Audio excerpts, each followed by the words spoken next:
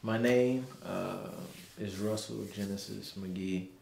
I go by Genesis the Greykid. I'm an artist slash writer. What more? What more is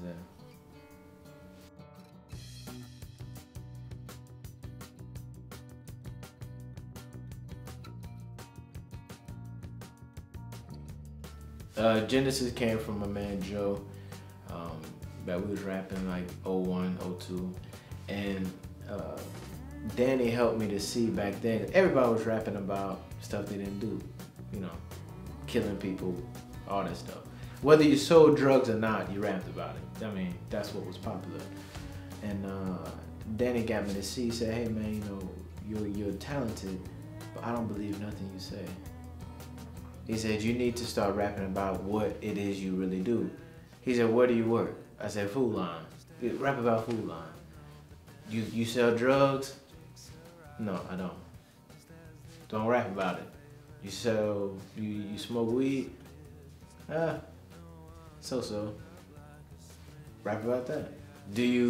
Whatever you do, rap about it. Make it real. And from that was like in '01. And from that day forward, everything I've ever said, I've done or I've seen, it's been true. And I'm a big stickler about that. If it's not true music, I don't listen to it. If I think there's some sort of fakeness in it, I don't listen to it. From that day forward, I don't know what Danny is now. I think he's locked up. He was a lot older than us. He was doing a lot of the things that people was rapping about. He just didn't rap.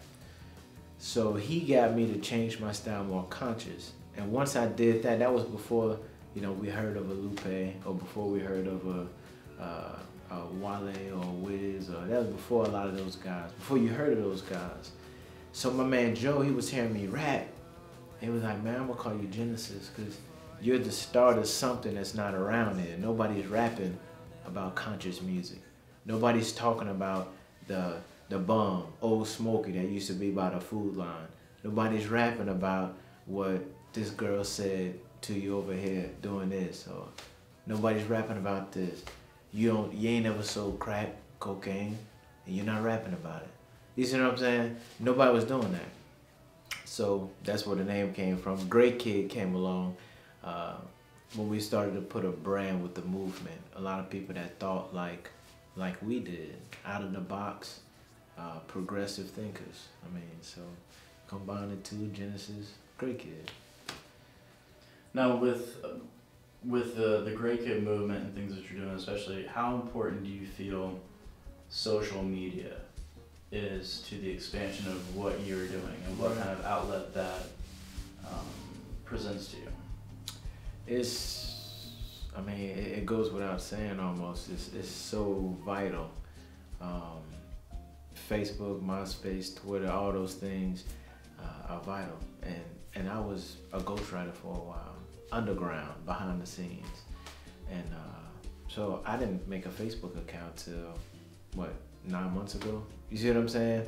I didn't make a Twitter till like 6 months ago. I've just started to get out as an artist slash writer. So I'm realizing the importance of it. You know, a lot of people may be familiar with the music, but no one knows how to find me because I didn't make a Facebook. I didn't have a MySpace. There was no way to track the music you just heard.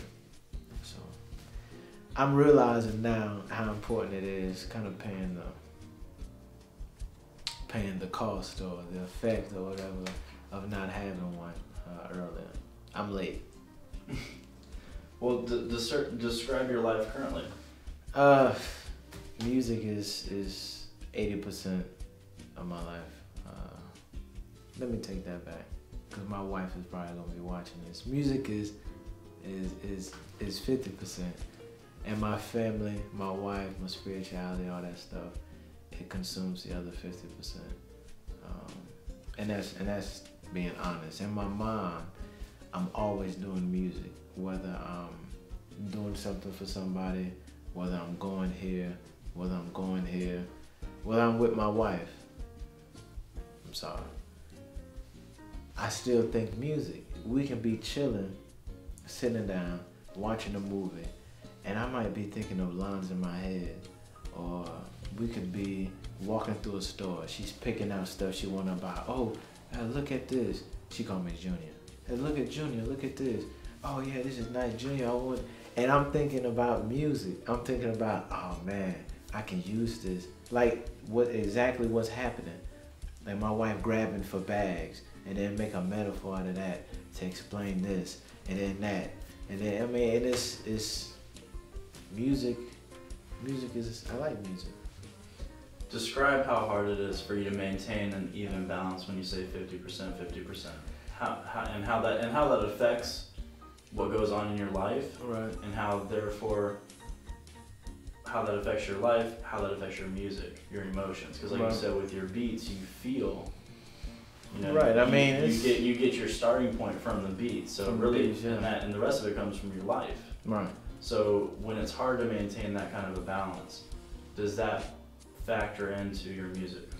It only factors into how much of it I can push out. For instance, let's say I'm not getting any good beats.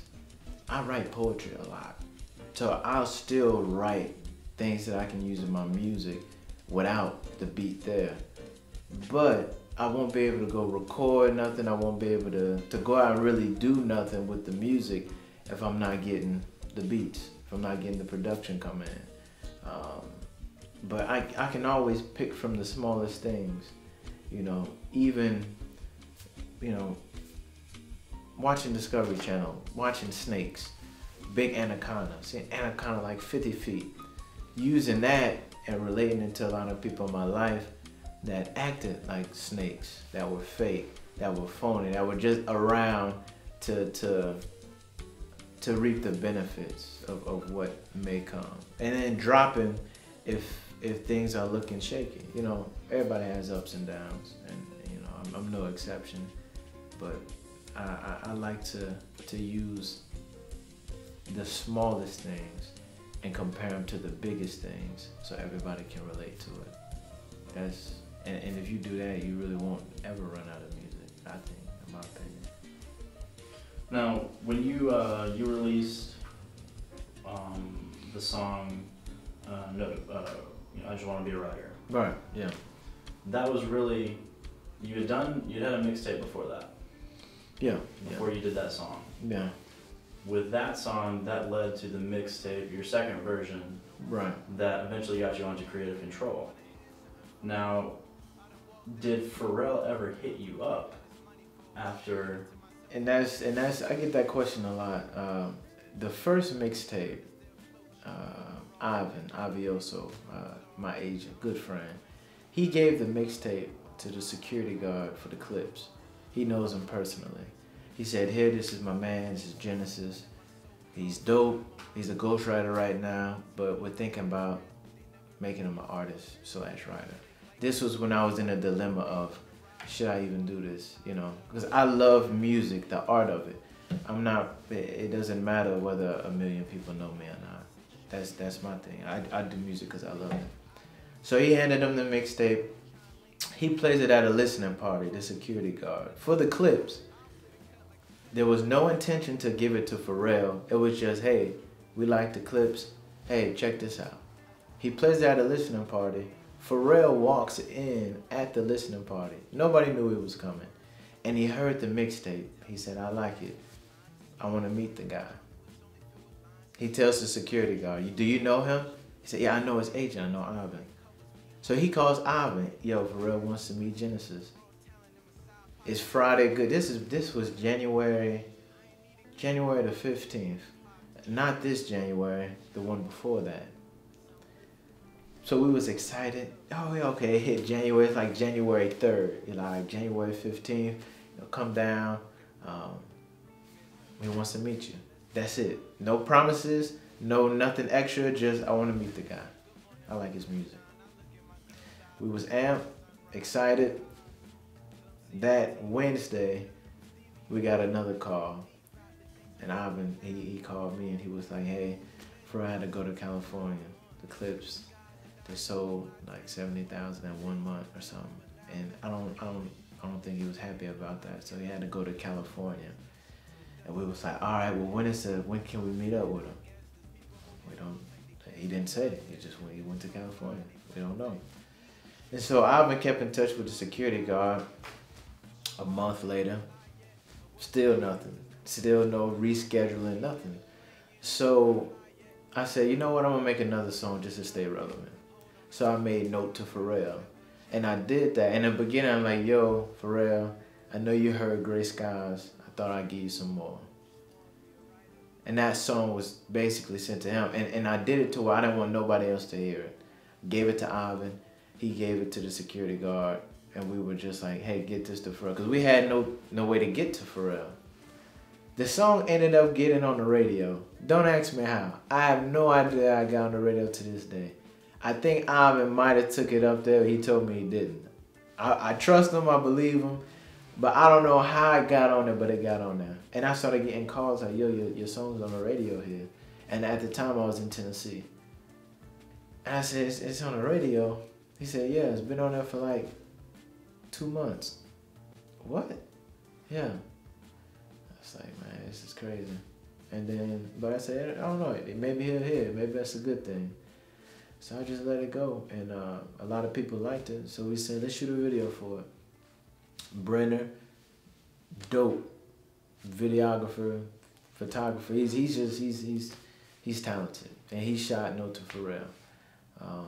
And from there, that got us a lot of open doors. But no, we never met with Pharrell. Ivan met with Chad Hugo, Pharrell's partner. He met with him once, let him hear the music. Chris with Kid Saturn, he met with him 2 or 3 times and gave him the mixtape, let him hear the music, talked to him a little bit.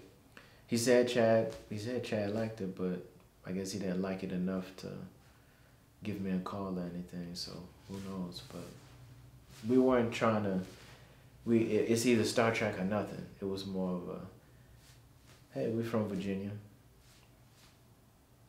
We like Star Trek, let's try the home team. If that don't work, then let's do it ourselves. So how'd that make you feel? Cool. Remember, I just do music for music. It don't matter to me whether anybody hits me up or not. So you never wanted Note to Pharrell was never intended to be heard by anybody else? Anybody else. To this day, I have no idea how I got on the radio. Never, it wasn't supposed to be heard by nobody else. That's why I said somebody had to take it up to the state. It might have been a security guard. I don't know. But somebody took it to the station and they got heard. But no, I didn't intend for that. The beat was made by Mark Mack. And I don't know who the guy is.